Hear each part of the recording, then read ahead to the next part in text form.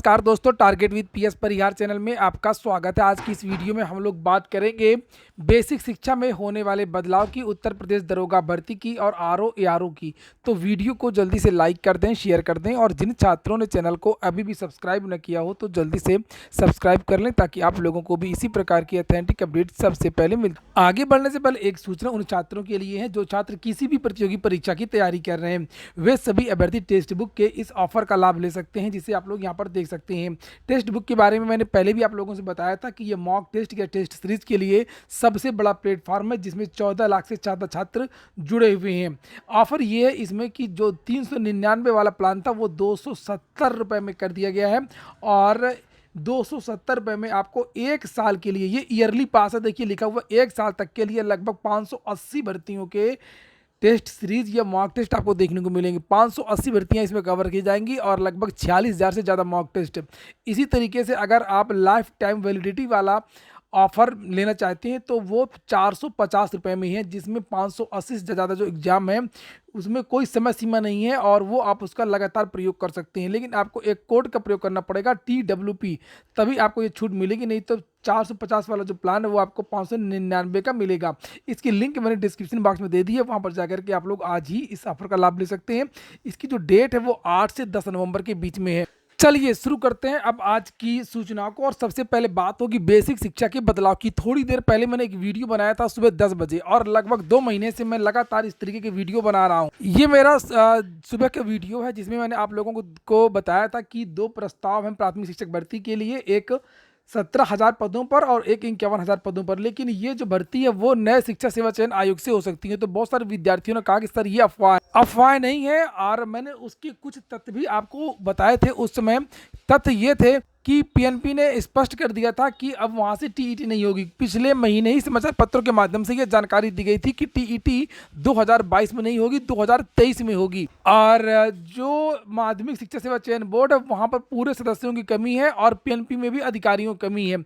एक और चीज मैं आपको दिखाना चाहता हूं जिससे जो मेरे द्वारा जो सूचना आप लोगों को दी गई थी उस पर मोहर लग जाएगी। ये देख सकते हैं आप लोग, ये आज ही का समाचार पत्र जिसमें कहा गया था यहाँ पर कि बेसिक शिक्षा महानिदेशक ने कहा कि शिक्षकों के ब्लॉक स्तर पर स्थानांतरण ऑनलाइन होंगे, सभी तैयारियां पूरी कर ली गई हैं, बस शासन से अनुमति मिलने का इंतजार है। ये देखिए, और ये भी कहा कि शिक्षकों की जो भी परेशानियां हैं उन्हें बहुत जल्द दूर किया जाएगा। और इसको लेकर के 2-3 दिन पहले मुख्यमंत्री ने भी ट्वीट किया था और कहा था कि बेसिक शिक्षा में बदलाव होने वाला है।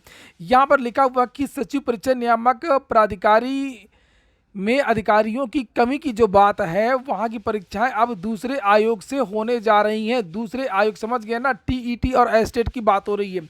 चूंकि परीक्षा नियामक प्राधिकारी के कार्यालय से जो भर्ती परीक्षा होती थी वो सबसे बड़ी टीईटी और सुपर टीईटी की परीक्षा होती थी, और इसके बारे में स्पष्ट कर दिया गया समाचार पत्र में कि अब ये जो परीक्षा है वो दूसरे आयोग से होगी। एक तो बड़ा तर्क ये है, ऐसे में पीएनपी का कार्य केवल किताबों और डीएलएड परीक्षा कराने तक ही रह जाएगा।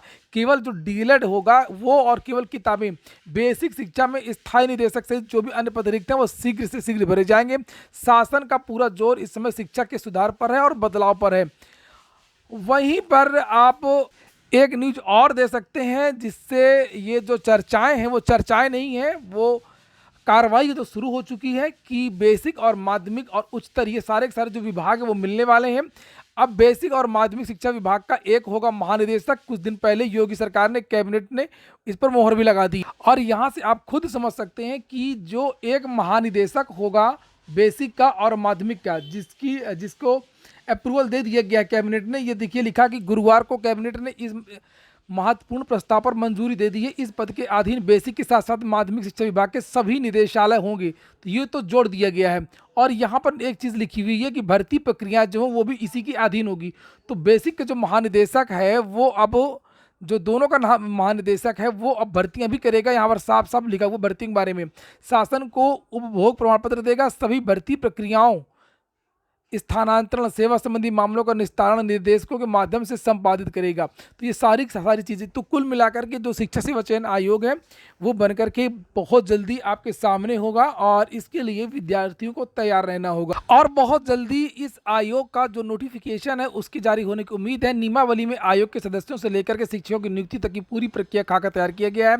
यह भी प्रस्ताव इसमें दिया गया कि लिखित परीक्षा से चयनित अभ्यर्थियों को इंटरव्यू, कुछ पदों में इंटरव्यू होगा, खासतौर से प्रवक्ता की भर्ती जो होती है यहाँ पर उसकी बात हो रही है। और ये जो ड्राफ्ट तैयार हुआ है शिक्षक सेवा चयन आयोग का, उसमें बहुत सारे बदलाव आपको देखने को मिलेंगे। पूरे ड्राफ्ट में ये कहा गया है कि इंटरव्यू में किसी को 40% से कम नंबर और 90% से ज़्यादा नंबर नहीं दिए जाएंगे। यहाँ पर लिखा है कि सभी भर्तियों को, चाहे टीजीटी, पीजीटी हो, चाहे बेसिक हो, एक मंच पर लाने के लिए योगी सरकार ने यूपी शिक्षक सेवा चयन आयोग का गठन कर दिया है और सदन के बाद राजभवन से भी इसे मंजूरी मिल चुकी है। इसकी नियमावली बनाने के लिए 5 सदस्यीय समिति का गठन भी किया गया था। कमेटी ने नियमावली का ड्राफ्ट तैयार करके शासन को भेज दिया है। तो इसकी जो घोषणा है वो किसी भी दिन आपको देखने को मिल सकती है। इस ड्राफ्ट में ये कहा गया है कि 2 घंटे की लिखित परीक्षा होगी। बेसिक शिक्षा परिषद की प्राथमिक स्कूलों और जूनियर हाई स्कूलों में सहायक शिक्षकों और प्रधानाध्यापकों का चयन केवल लिखित परीक्षा के आधार पर होगा। लिखित परीक्षा 2 घंटे की करवाए जाने का प्रस्ताव है। और हाई स्कूल और इंटरमीडिएट कॉलेजों में प्रवक्ता का जो चयन है, लिखा हुआ है कि हाई स्कूल और इंटरमीडिएट कॉलेज में प्रवक्ता का जो चयन है वो लिखित परीक्षा और इंटरव्यू के आधार पर होगा। और प्राथमिक स्कूलों और जूनियर की भर्ती केवल लिखित परीक्षा के आधार पर होगी।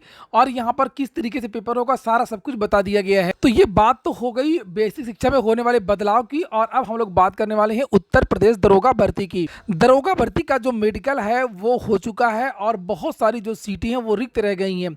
यहाँ पर इसके ये एक पत्र जारी हुआ है और यहाँ पर डेट पड़ी हुई है, आप लोग देख सकते हैं 8 नवंबर।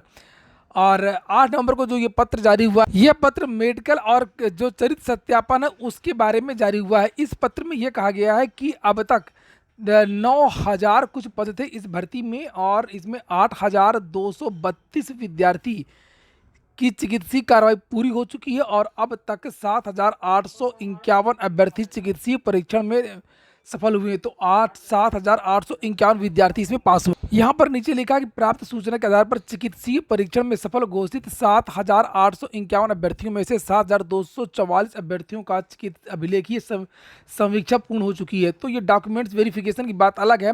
मुख्य बात ये कि 7,851 विद्यार्थी मेडिकल में सफल पाए और पद कितने थे? 9,534। तो कुल मिलाकर के 1683 पद यहाँ पर रिक्त रह गए हैं। मतलब 9,500 में मेडिकल के लिए आए 8,232 और ये जो आए हैं उनमें से पास हुए 7,851। तो ये काफ़ी पद हैं, लगभग 1,700 जो पद हैं ये रिक्त रह गए हैं। 850 के लिए पहले ही एक नई भर्ती की प्रक्रिया जारी है। और देखने वाली बात होगी कि आखिरकार ये जो 1,700 पद हैं इनका क्या होता है। ये पद नई भर्ती में जुड़ते हैं या एक वेटिंग लिस्ट या एक दोबारा जो रिजल्ट है वो जारी किया जाएगा मेरिट को घटा करके। अभी इसके बारे में कुछ भी भर्ती बोर्ड ने नहीं कहा है। अंतिम सूचना है आरओ की। आरओ में अभ्यर्थन वापसी तो हो गया और काफ़ी छात्रों ने किया, लेकिन जितना करना चाहिए उतने छात्रों ने नहीं किया। और इसका जो परिणाम विद्यार्थी पूछ रहे थे कब तक आएगा, तो इसका परिणाम बहुत जल्द आपको देखने को मिल सकता है। 11 नवंबर से लेकर के 15 नवंबर के बीच में आपको आरओ 2021 का परिणाम देखने को मिलेगा। दूसरी सूचना है आरओ की नई भर्ती का अधियाचन भी आ चुका है। पहले ही लगभग 40 पदों का अधियाचन आया था लोक सेवा आयोग और जानकारी निकल करके आ रही है कि लगभग 250 पदों का जो अधियाचन है उत्तर प्रदेश लोक सेवा आयोग और पहुंच चुका है। तो परिणाम 15 नवंबर तक और इस नई भर्ती का जो नोटिफिकेशन है वो जनवरी या दिसंबर लास्ट की तारीख में आपको इसका जो नोटिफिकेशन है वो देखने को मिल सकता है। पूरा वीडियो सुनने के लिए बहुत बहुत धन्यवाद।